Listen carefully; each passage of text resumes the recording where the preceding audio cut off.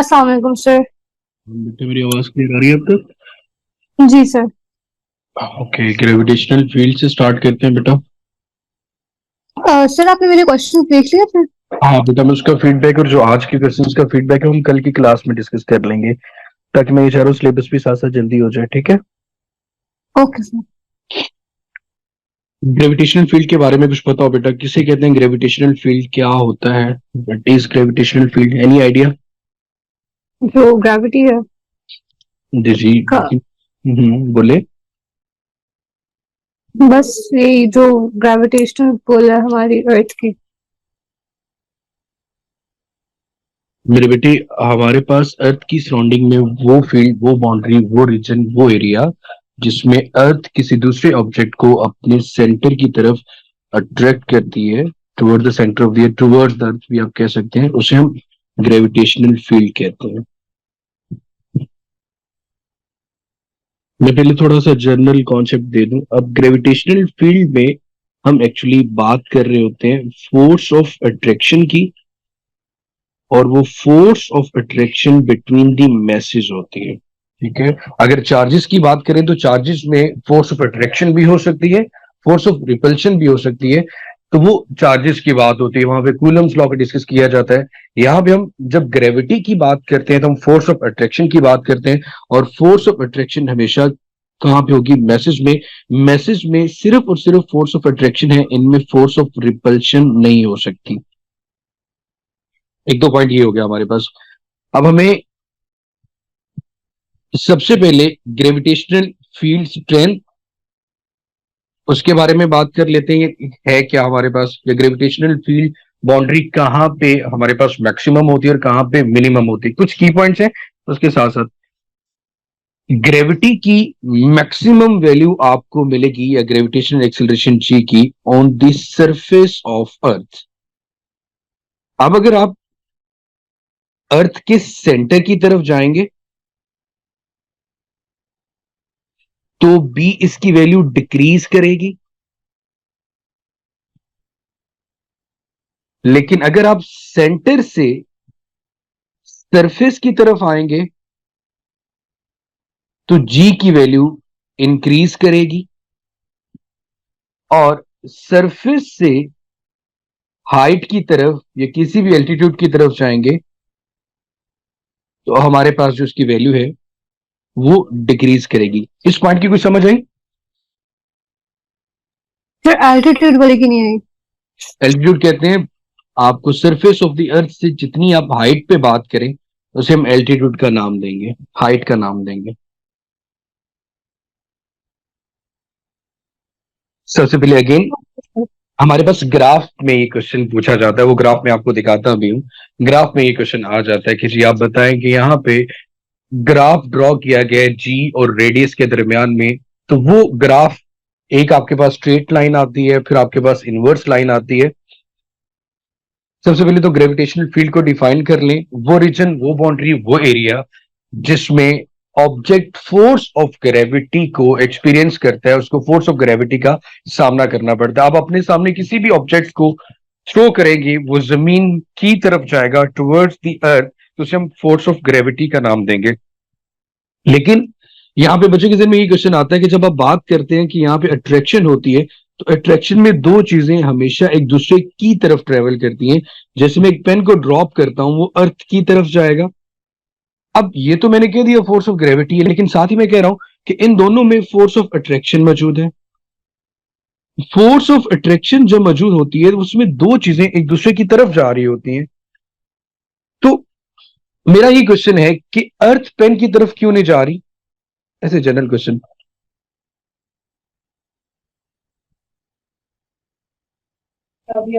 Sir पता नहीं। बेटे कोई आइडिया, कोई कॉन्सेप्ट, कुछ भी नहीं? ये वाला फॉर्मूला आता है, ये- force equal to mass time acceleration. जी जी। इसमें हम ये बात लिखते हैं कि एक्सीलरेशन और मास दोनों एक दूसरे के इनवर्सली प्रोपोर्शनल होते हैं, कि अगर जी। किसी ऑब्जेक्ट का मास ज्यादा होगा तो उसमें एक्सीलरेशन कम होगा। ठीक है? हम्म। अब आप मुझे बताएं कि आप 10 न्यूटन की फोर्स अप्लाई कर रहे हो पेन के ऊपर, और 10 न्यूटन की फोर्स आप अप्लाई कर रहे हो एक कार के ऊपर, तो किसमें ज्यादा इफेक्ट आपको महसूस होगा, पेन पे या कार पे? कार पे। नहीं बेटे, कैसे हो सकता है? पेन को मैं हल्का सा 10 न्यूटन फोर्स लगाऊंगा, उसकी नहीं, वेलोसिटी में। उस पे फिर फोर्स ज्यादा लगेगी। बेटे मैंने दोनों पे 10 न्यूटन फोर्स लगाई है। अच्छा। मैं आपसे चलिए ये बात पूछना चाह रहा हूं, आसान कर देता हूं, कि जितनी भी लाइटर चीजें हैं, हल्की चीजें हैं, अगर हम उन पे फोर्स लगाएं तो उनकी वेलोसिटी में जो चेंज है वो ज्यादा आ जाएगा। अगर हैवियर ऑब्जेक्ट की बात करें और उन पे सेम फोर्स लगाएं तो उनकी वेलोसिटी में चेंज कम आएगा। जैसे आप फोर्स लगाते हैं पेन के ऊपर और एक वॉल के ऊपर, दोनों पे इफेक्ट ऑफ फोर्स वेरी करेगा, एक पे कम होगा और एक पे ज्यादा होगा। ठीक हो गया। ठीक है, इसीलिए जितनी फोर्स से आप अर्थ को अट्रैक्ट कर रहे होते हो, उतनी ही फोर्स से अर्थ आपको अट्रैक्ट कर रही होती है। दोनों में फोर्स ऑफ अट्रैक्शन दोनों मैसेज का प्रोडक्ट होती है। मैं अगर पेन और अर्थ की बात कर रहा था, एक के मैस को मैं M1 कह लेता हूं, दूसरे के मैस को M2 कह लेता हूं, ये म्यूचुअल फोर्स होती है। लेकिन हमें पेन इसलिए मूव करता हुआ नजर आता है क्योंकि उसका mass as compare to earth बहुत कम होता है, तो उसकी वेलोसिटी में चेंज इजीली आ जाता है। अर्थ का मैस पेन के मुकाबले में बहुत ज्यादा होता है, इसलिए उस फोर्स से इसके वेलोसिटी में कोई आपको सिग्निफिकेंट चेंज नजर नहीं आता। कुछ क्लियर हुआ ये पॉइंट बेटा? जी सर। ओके।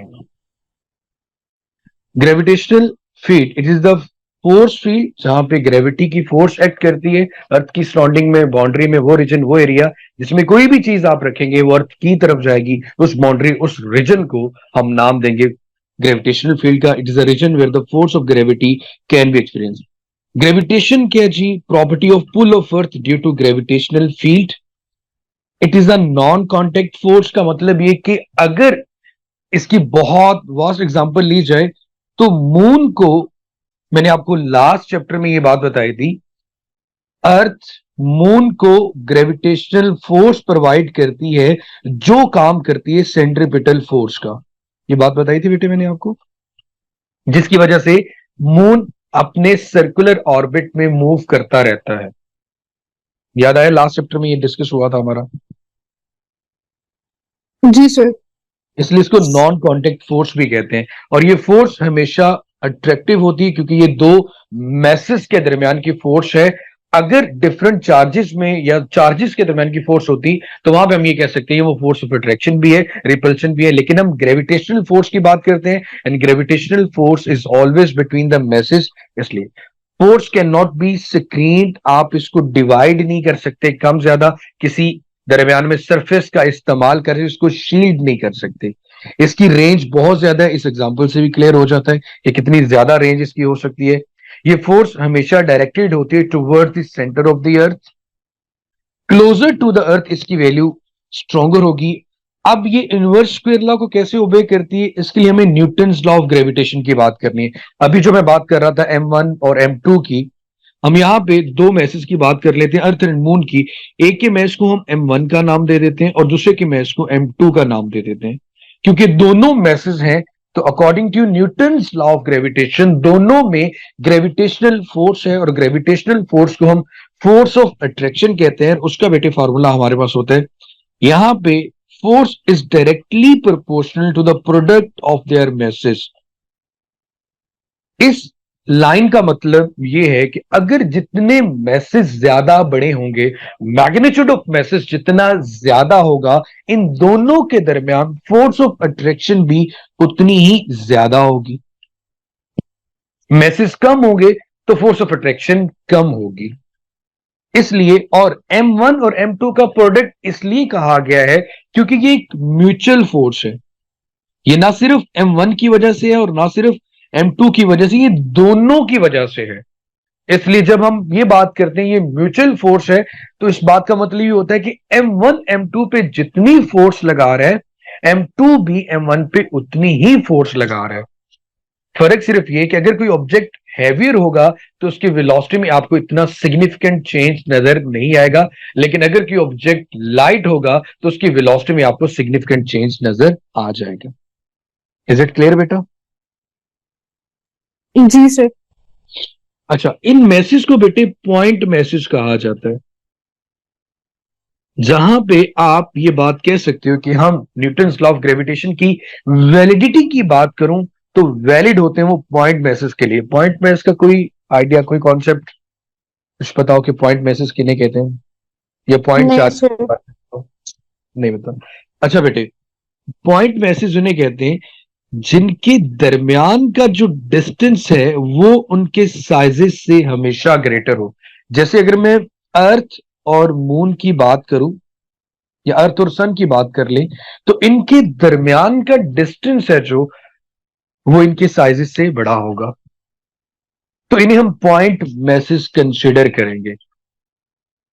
अगर मैं ऐसे मैसेज ले लेता हूं जैसे ये मैसेज और ये मैसेज, अब इनका जो साइज है वो इनके दरमियान के डिस्टेंस से बहुत बड़ा है, तो यहां पे आप लॉ ऑफ ग्रेविटेशन की जो वैलिडिटी है वो कहेंगे यहां पे नहीं होगी, यहां पे वो वैलिड नहीं होगा। कहां पे वैलिड होगा? जहां पे उनके दरमियान का डिस्टेंस हमेशा उनके साइजेस से बड़ा हो। और यहां पे इनवर्स स्क्वायर लॉ ये है कि अगर आप इनके दरमियान का डिस्टेंस इंक्रीज करेंगे तो ये बात बड़ी ऑब्वियस है कि इनके दरमियान जो फोर्स मौजूद है, जिसे आप ग्रेविटेशनल फोर्स कह रहे हो या फोर्स ऑफ अट्रैक्शन कह रहे हो, वो वीक होती जाएगी। और अगर आप इनके दरमियान का डिस्टेंस कम करेंगे तो फोर्स ऑफ अट्रैक्शन ज्यादा होती जाएगी। तो इसलिए इसका डिस्टेंस के साथ इनवर्स रिलेशन है। स्क्वायर लॉ का जो क्वेश्चन बच्चे हमेशा पूछते हैं कि सर आर के साथ तो इनवर्स रिलेशन समझ में आता है, लेकिन आर के ऊपर स्क्वायर क्यों यूज किया जाता है? तो बेटे पहला आंसर इसका हमेशा हम ये बताते हैं कि न्यूटन ने इसकी कोई एक्सप्लेनेशन नहीं दी थी। खैर, इसकी जो एक्सप्लेनेशन वो ये है कि आपको इनके दरमियान का डिस्टेंस हमेशा इनके साइजेस से ज्यादा रखना होता है, इसलिए हम सिर्फ आर के साथ इसका इन्वर्स नहीं लेते बल्कि आर स्क्वायर के साथ लेते हैं। कौन सा डिस्टेंस है बेटा? इनके दरमियान, सेंटर के दरमियान के डिस्टेंस, उसे हम आर कह रहे हैं। ये दो प्रोपोर्शनैलिटी समझ में आई बेटे? मैसेज जी सर। डायरेक्ट रिलेशन है और डिस्टेंस के साथ क्या इनवर्स रिलेशन है। अगर हम इनको कंबाइन करते हैं, क्योंकि ये तो लाइक इनको फार्मूला सिंबल बनाते हैं, तो हमारे पास m1 m2 over are square आ जाएगा। इक्वलिटी का साइन लाने के लिए आपको कांस्टेंट लाना होगा और यहां पे कैपिटल जी कांस्टेंट आएगा। कैपिटल जी और स्मॉल जी में जमीन आसमान का डिफरेंस है, लाइक आप उनको सेम नहीं कह सकते। Capital G is called gravitational constant, gravitational constant. इसकी वैल्यू होती है बेटे 6.673 इंटू 10⁻11 न्यूटन मीटर स्क्वायर पर किलोग्राम स्क्वायर। इसका दूसरा नाम यूनिवर्सल कांस्टेंट भी है।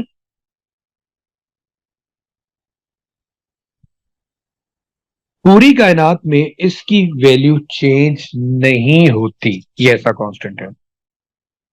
स्मॉलर जी की अगर मैं बात करूं तो बेटे इसे हम gravitational acceleration due to gravity कहते हैं। Gravitational acceleration due to gravity, ये बात आप ओ लेवल से भी पढ़ते आ रहे हो कि स्मॉलर जी की जो वैल्यू है अप्रोक्सीमेटली 10 होती है, या हम लिखते हैं 9.8 मीटर पर सेकंड स्क्वायर या 9.81 मीटर पर सेकंड स्क्वायर। और जैसे जैसे हम जमीन से, अर्थ से अवे हाइट की तरफ जाते हैं तो जी की वैल्यू डिक्रीज होती, तो मतलब ये आपके पास एक वेरिएबल है और ये ग्रेविटेशनल एक्सिलरेशन है, लेकिन ये ग्रेविटेशनल कांस्टेंट है और इस कांस्टेंट की वैल्यू बहुत स्मॉलर है। इसलिए ये जो जो ग्रेविटेशनल कांस्टेंट है वो यूनिवर्सल कांस्टेंट से फर्क है? ग्रेविटेशनल कांस्टेंट यूनिवर्सल कांस्टेंट एक ही चीज के नाम है। अच्छा sorry. Gravitational constant is a universal constant के मतलब इसकी वैल्यू में आपको चेंज नजर नहीं आएगा, हर जगह पे इसकी वैल्यू सेम रहेगी, कांस्टेंट रहेगी।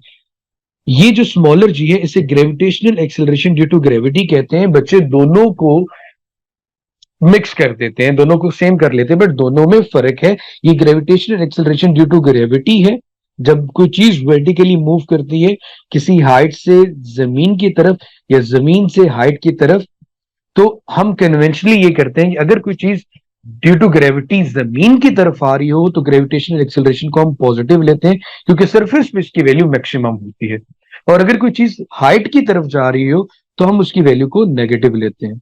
अगर कोई आपसे बेटे ये पूछे at the center of the earth gravitational या ग्रेविटी की वैल्यू क्या होगी, तो आप क्या बताएंगे बेटा? और 9.8।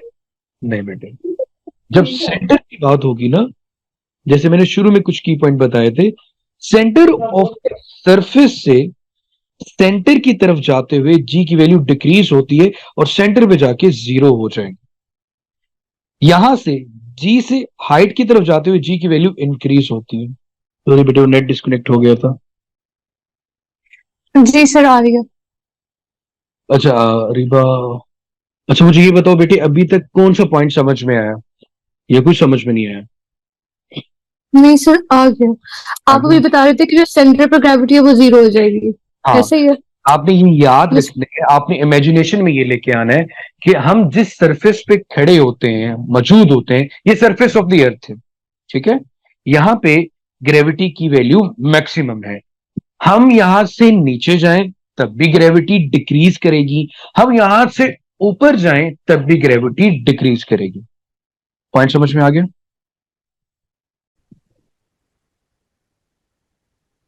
जी बेटे। हेलो। जी सर, आ रही है आवाज।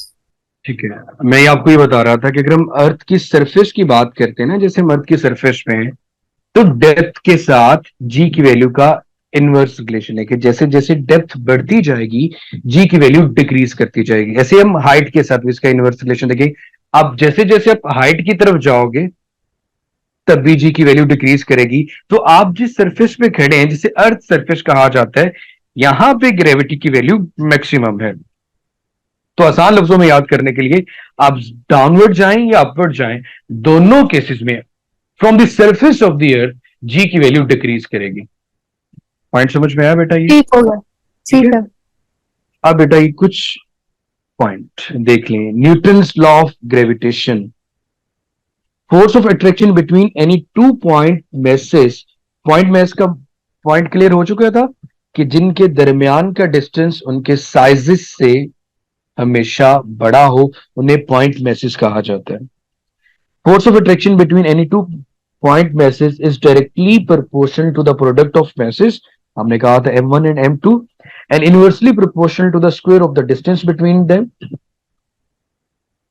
अगर आप r को डबल करोगे तो फोर्स विल बिकम 1/4, क्योंकि दोनों के दरमियान इनवर्स रिलेशन है, तो 1/2 का स्क्वायर लूंगा तो 1/4 ही हो जाएगा।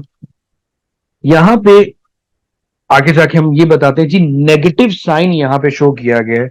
जब भी फिजिक्स में नेगेटिव का साइन फोर्स में शो किया जाए, चाहे वो चार्जेस के दरमियान की फोर्स हो, चाहे बेटे वो आपके पास मैसेज के दरमियान की फोर्स हो, अगर नेगेटिव का साइन आ जाए तो नेगेटिव का साइन बेटे आपको रिप्रेजेंट करता है कि यहां पे फोर्स ऑफ अट्रैक्शन। ठीक है बेटा? फोर्स ऑफ अट्रैक्शन को रिप्रेजेंट करने के लिए हम नेगेटिव का साइन यूज करते हैं। तो ये जरूरी डालने का? नहीं, जरूरी नहीं। अगर नेगेटिव का साइन लिखा और आपसे पूछा जाए, इन जनरल हम जब लॉ को डिस्कस कर रहे होते हैं तो इस फॉर्म में करते हैं, m1 m2।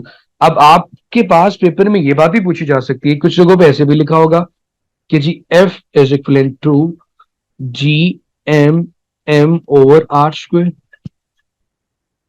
m1 का मतलब होता है mass of the first object, जैसे मैंने लिखा। m2 का मतलब है mass of the second object. अगर मैं अपने और जमीन के दरमियान मैस की बात करूंगा या फोर्स की बात करूंगा तो मेरा मैस अर्थ के मुकाबले में बहुत कम होगा, तो स्मॉलर m से डिनोट कर देंगे। और अर्थ का मैस डेफिनेटली ज्यादा होगा, तो उसके लिए हम कैपिटल M यूज कर सकते हैं। Is it clear? ठीक है सर, मैं नेगेटिव का पूछूं, नेगेटिव लिखना जरूरी है? जरूरी नहीं है, जरूरी नहीं है। बट नेगेटिव साइन ये इंडिकेट करता है, आपसे क्वेश्चन में पूछा जाए कि यहाँ पे जो नेगेटिव साइन है वो इंडिकेशन क्या दे रहा है, तो नेगेटिव साइन ये इंडिकेशन दे रहा है कि जो फोर्स की नेचर है वो अट्रैक्टिव है। ऑलराइट। ठीक है। इसके अलावा बेटे आपने ये चीज भी याद रखनी कि जो मास ऑफ अर्थ होता है, आपके डेटा बुकलेट पे भी लिखा होगा, वो 6.0 इंटू 10⁻24 होता है। ठीक है। और जो रेडियस ऑफ अर्थ होता है वो 6.4 इंटू 10⁻6 मीटर होता है। ये कांस्टेंट है, जैसे ग्रेविटेशनल कांस्टेंट कैपिटल जी की बात की हमने कि वो 6.673 इंटू 10⁻11 न्यूटन मीटर स्क्वायर पर किलोग्राम स्क्वायर। तो ये कांस्टेंट्स हैं जो कि चेंज नहीं होते, और ये आपको बुकलेट के अंदर भी मिल जाएंगे। तो आपके पास जब पास पेपर्स के क्वेश्चन सॉल्व करेंगे तो ये डाटा गिवन होगा। ठीक है। Okay sir. G is the universal constant of gravity. G की वैल्यू 6.67 इंटू 10⁻11 होती है। अब यहाँ पे बेटे अब आपने मुझे इसका आंसर करना और होपफुली कर देंगे। F1 is equal to F2 and F2 is equal to G m1 m2 और R स्क्वायर। इस बात का मतलब क्या बनता है बेटा?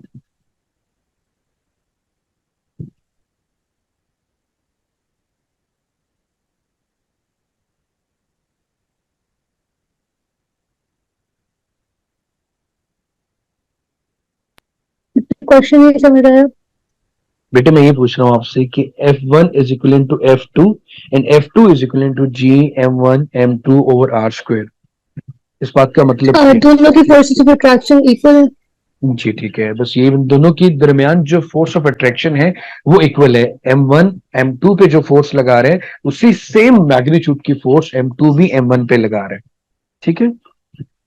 अब okay. Concept of point mass आ गया। द पॉइंट, अब ये कुछ मजीद पॉइंट डिस्कस किए गए हैं, जैसे कि बताया जाएगा कि आपके पास जिस मैस को हम पॉइंट कंसिडर करेंगे, एक जैसे एक डॉट होता है उस तरह से कंसिडर किया जाएगा उसको, और उसका कोई इंटरनल स्ट्रक्चर लाइक शेप या साइज की बात नहीं की जाएगी। कभी आपने किसी पॉइंट को, जैसे कि मैंने डॉट लगा दिया, इसके कभी इंटरनल स्ट्रक्चर शेप या साइज की बात नहीं होती, तो हम मैसेज को भी पॉइंट मैसेज कंसिडर कर रहे हैं। ठीक है। आप मैसेज को एग्जैक्टली एक सिंगल पॉइंट पे भी लेके आते हो। फिर आपने कहा जो मेन डेफिनेशन वो यही है, the size of an object is very small as compare to its cover distance, then can be treated as a point object. या again, an object can be any object, it covers distance which are much greater in comparison to its size। उसी बात को refresh किया गया है और example में बता दिया, earth and sun are considered to be point masses as their size is too small as compare to the separation between them.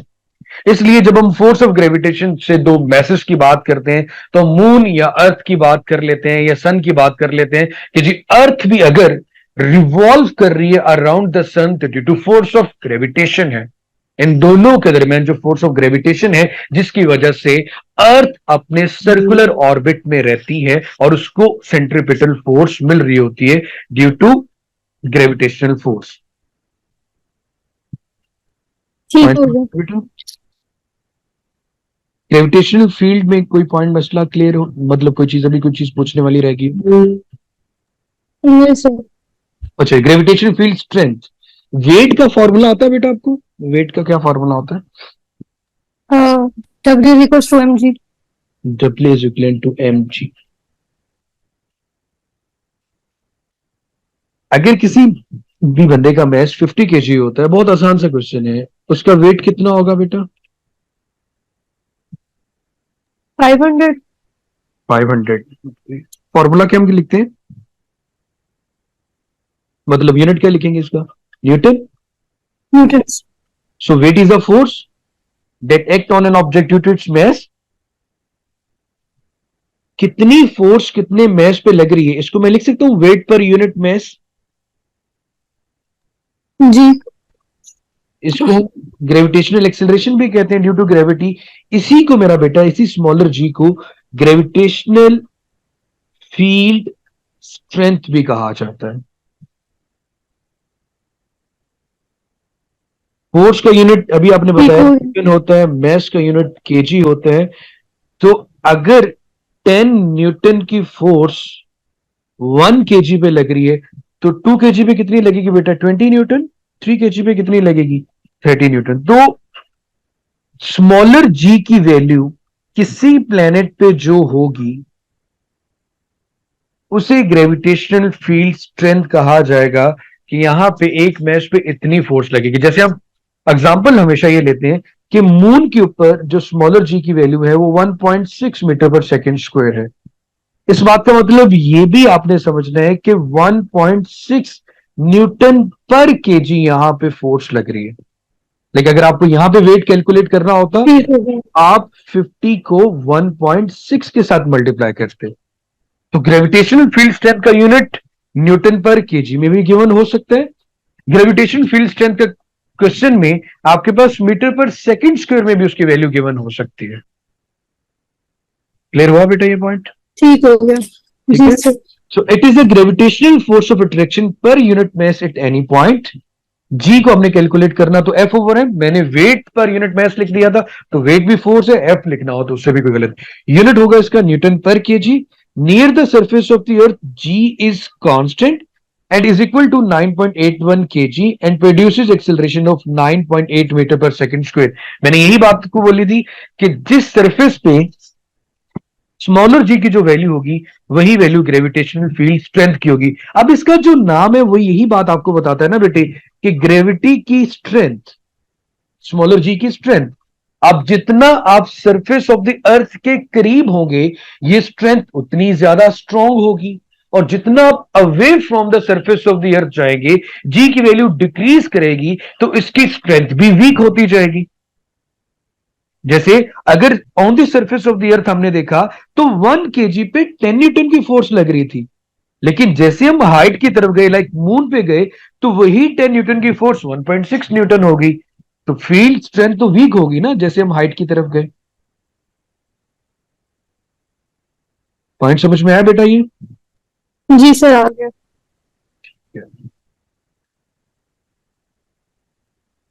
यहां तक काफी है या आगे कर लेंगे वाला भी? सर कर लेते हैं। ठीक है। अब ये देखो बेटे, जो भी मैं आपसे ग्राफ को डिस्कस कर रहा था, सबसे पहले इस रिलेशनशिप को डिस्कस करना हमने। हम ये फॉर्मूला पहले डेवलप करते हैं स्मॉलर जी का। According to Newton's law of gravitation force हमारे पास होती है जी m1 m2 over are square. ऐसे ही बेटे हम यहां पे ये एग्जांपल ले लेते हैं जी। हमारे पास अर्थ और उसकी सरफेस पे कोई भी ऑब्जेक्ट है, जैसे कि मैं खड़ा हूं और ये अर्थ है जिसका मैस m है। तो मैं अगर इसके दरमियान में अपना फॉर्मूला मॉडिफाई करता हूँ, ग्रेविटी माइनस का साइन भी लगा लेता हूँ सिर्फ ये रिप्रेजेंट करने के लिए कि अट्रैक्शन की फोर्स होगी हम में, तो ये फॉर्मूला बन जाएगा M M over are square. इसे मैं इक्वेशन नंबर ए का नाम दे देता हूं। अब मेरी जो बेटा फोर्स है वो वेट की इक्विवेलेंट होगी, और वेट मेरा mg की इक्विवेलेंट होगा। हम यही कहते हैं ना, weight is a gravitational force that act on an object due to its mass. यही कहा जाता है ना बेटा? रिबा जी सर। ठीक है। एक तो हमने ये वाला फॉर्मूला कैसे लिखा, by Newton's law of gravitation, कि दो मैसेज के दरमियान जो फोर्स मौजूद होती है उससे क्या नाम दिया जाता है, Newton's law of gravitational force.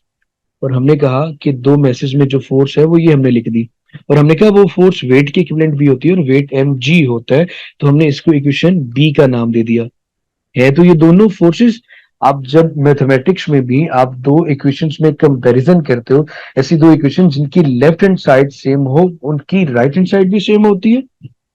तो हम इसको लिख सकते हैं बेटे कि M G is equal to minus G M M over are square. लिख सकते हैं बेटा यहां से, क्योंकि एक्चुअली सिर्फ एक रिलेशनशिप डेवलप करना है, मुझे स्मॉलर जी का रिलेशन, स्मॉलर जी को अलग करना है। यहां पे जो चीज कैंसिल आउट होती है उसको कैंसिल आउट कर देते हैं। स्मॉलर मैस m इस मैस के साथ कैंसिल आउट हो जाएगा।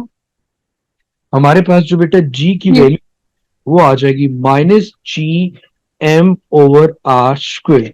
अब वो बात जो इससे पहले हम वर्बली डिस्कस कर रहे थे, हमने उसको फॉर्मुलेट कर दिया कि भाई जैसे जैसे आर की वैल्यू इंक्रीज करेगी वैसे वैसे जी की वैल्यू डिक्रीज करती जाएगी।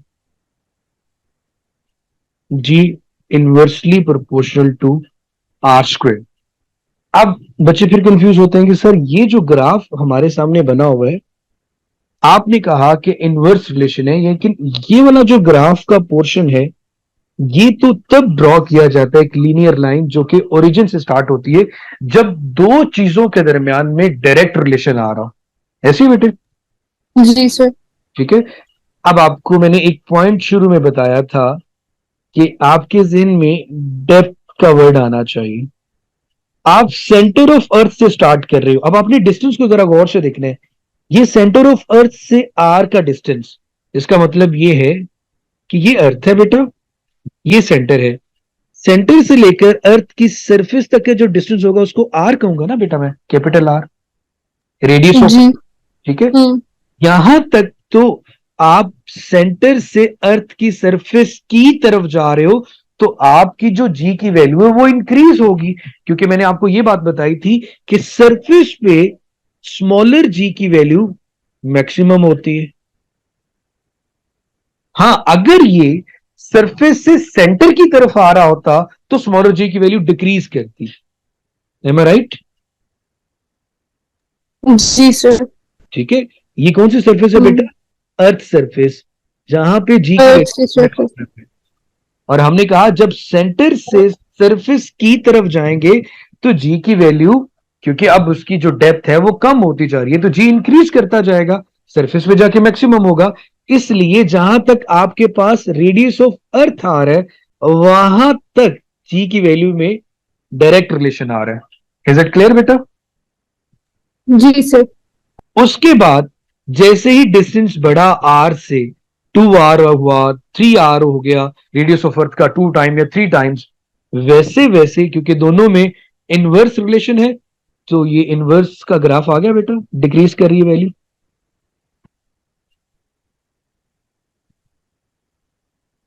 पॉइंट समझ में आया बेटे? ठीक हो गया सर, समझ गए। मुश्किल तो नहीं था ये?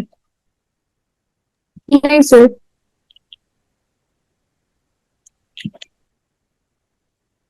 ये देख ले।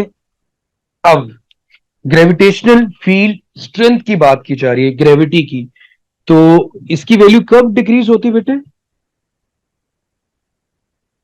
जब हम हाइट की सरफेस से दूर हो। सरफेस से दूर हो, from the surface of the अर्थ। अब यहां पे वो आपको बता रहा है बेटे, ये ग्राफ क्या बता रहा है, ये वाला ग्राफ और अच्छी विजुअलाइजेशन दे रहा है कि जब आप सेंटर से अर्थ की तरफ आते हो तो स्ट्रेट लाइन आ रही है मैक्सिमम जी की तरफ जी जा सर। रही है, अर्थ की सरफेस पे मैक्सिमम है और उसके बाद फिर डिक्रीज कर रही है। बिल्कुल। ठीक है। साथ इसने बोल दिया कि डिस्टेंस के साथ इसका इनवर्स रिलेशन है, हमने मान लिया कि भाई है डिस्टेंस के साथ इनवर्स रिलेशन। सेम यही ग्राफ यहां पे बना हुआ बेटा। यहां पे उन्होंने शुरू वाला नहीं पोर्शन लिया, दूसरा पोर्शन ले लिया।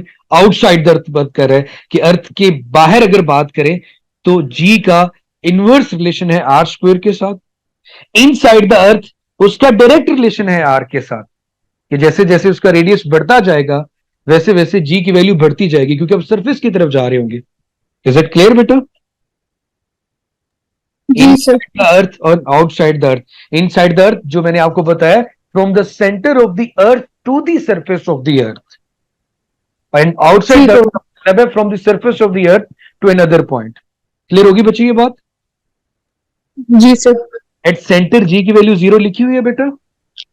हाँ जी। ठीक है। ये इनसाइड द अर्थ की बात ये की जा मीटर्स पे सेकंड पर होगा ना? रही है। हाँ। 0 मीटर सेकंड पर। और आर इंक्रीज करता है जैसे जैसे जी इंक्रीज करता है, ये तभी हो सकता है जब आप बात कर रहे होंगे कहां पे बेटे?